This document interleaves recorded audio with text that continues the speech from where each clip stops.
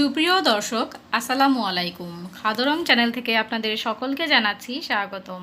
আশা করছি আপনারা সকলেই ভালো আছেন। আলহামদুলিল্লাহ আমিও ভালো আছি।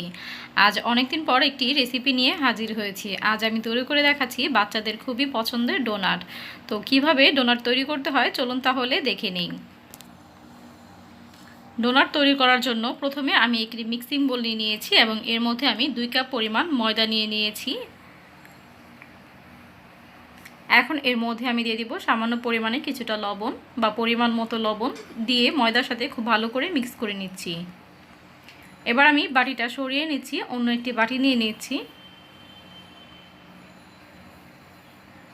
এর মধ্যে আমি হালকা কুসুম গরম দুধ নিয়ে নিচ্ছি হাফ কাপ পরিমাণ। দিয়ে দিব 1 টেবিল চামচ ইস্ট, দিয়ে দিব 3 টেবিল চামচ চিনি।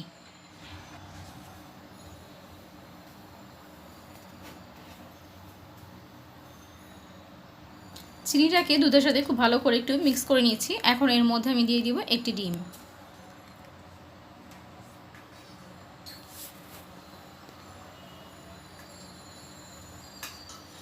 এবার দুধের সাথে ডিমটাকে খুব ভালো করে ফেটিয়ে নিচ্ছি।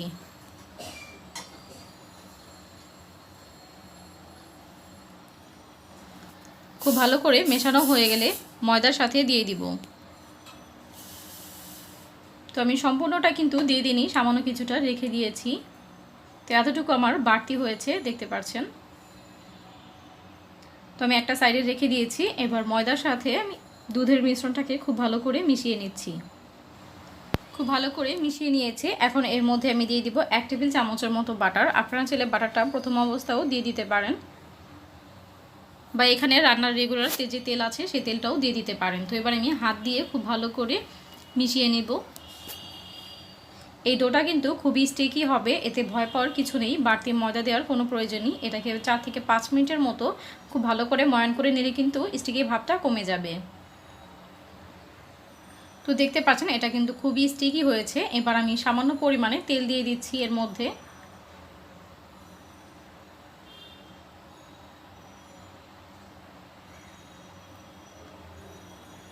এবার আমি ঢাকনা দিয়ে ঢেকে একটা সাইডে রেখে দিব 5 মিনিটের জন্য।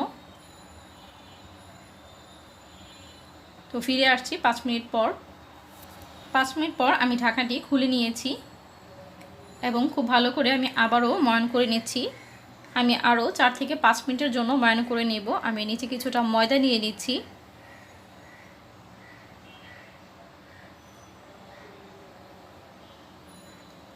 খুব ভালো করে এইভাবে মুথে নেব এবং গোল একটি রুটি তৈরি করে নেব। রুটিটা কিন্তু খুব বেশি পাতলা করব না, কিছুটা মোটাই থাকবে। তো আমি এভাবে বড় একটি রুটি তৈরি করে নিচ্ছি। তো আমি বড় একটি রুটি তৈরি করে নিয়েছি। এবার আমি এরকম একটি বয়মের মুখা দিয়ে তারপর আমি এরকম করে কেটে নিচ্ছি। আপনাদের কাছে যদি কুকি কাটা থাকে তবে সেটা দিয়ে কেটে নিতে পারেন। আর নিচ্ছি একটি বোতলের মুখা। এবার এটা দিয়ে আমি মাঝখান দিয়ে এভাবে কেটে দিচ্ছি।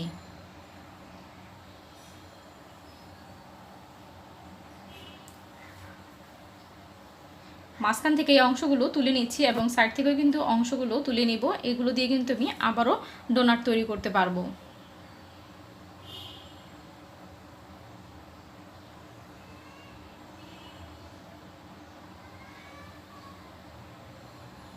এগুলো আপনারা চাইলে এই পর্যায়ে আপনারা এটাকে রেস্টে রাখতে পারেন আধা ঘন্টার জন্য। তবে আমি খুব দ্রুত করার চেষ্টা করছি, আমি রেস্টে রাখবো না। তো আমি এইভাবেই তেলের মধ্যে ফ্রাই করে নিব। তো আমি সবগুলো ডোনাট কিন্তু একইভাবে তৈরি করে নিব।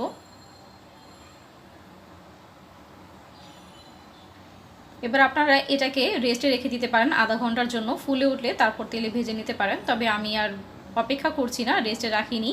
তো আমি এভাবেই তেলে ফ্রাই করে নিচ্ছি। এতে করেও কিন্তু ডোনাটটা খুব সুন্দরভাবে ফুলবে।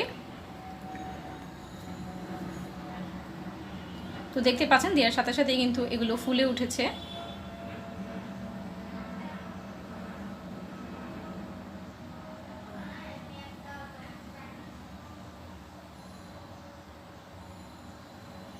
তো আমি এভাবে উল্টে পাল্টে করে কিন্তু গোল্ডেন একটা ব্রাউন কালার আসা পর্যন্ত আমি ভেজে নেব।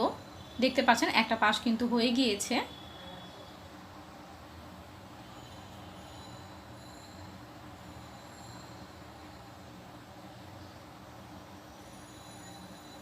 যখন দুইটা পাশ সমানভাবে ভাজা হয়ে যাবে তখন আমি ছাঁকনির সাহায্যে ডোনাটগুলো তুলে নিব।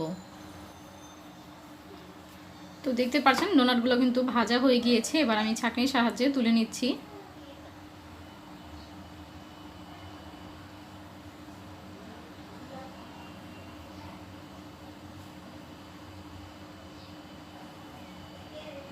এবং বাকি যে ডোনাটগুলো আছে সেগুলো আমি ভেজে নিচ্ছি। একইভাবে কিন্তু আমি সবগুলো ডোনাট ভেজে নিব। তেলের আঁচটা কিন্তু খুব বেশি গরম করা যাবে না, তাহলে কিন্তু দ্রুত কালার চলে আসবে এবং ভিতরে কিন্তু কাঁচা থেকে যেতে পারে। তো সেজন্য যদি কাঁচা থেকে যায় তাহলে কিন্তু ইস্টের গন্ধ আসবে, তখন কিন্তু খেতে ভালো লাগবে না। তো চুলার আঁচটা কিন্তু খুব বেশি বাড়ানো যাবে না, মিডিয়াম আঁচে রাখতে হবে। মিডিয়াম আঁচে রেখে তারপরে ডোনাটগুলো ভেজে নিতে হবে।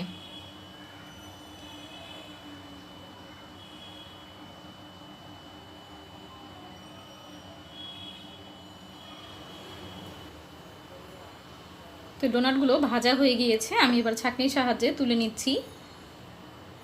এবার আমি এই ডোনাটগুলোকে চিনির মধ্যে এভাবে গড়িয়ে নিচ্ছি। এটা অবশ্য গরম গরম থাকাকালীন যদি এভাবে গড়িয়ে নেওয়া যায় তাহলে কিন্তু চিনিগুলো ডোনাটের গায়ে লেগে যায়। আমি যেহেতু অনেকগুলো ভেজেছি তখন কিন্তু ডোনাটগুলো সবগুলো ভাজতে ভাজতে ঠান্ডা হয়ে গিয়েছিল, তাই চিনিটা খুব ভালো করে লাগছে না।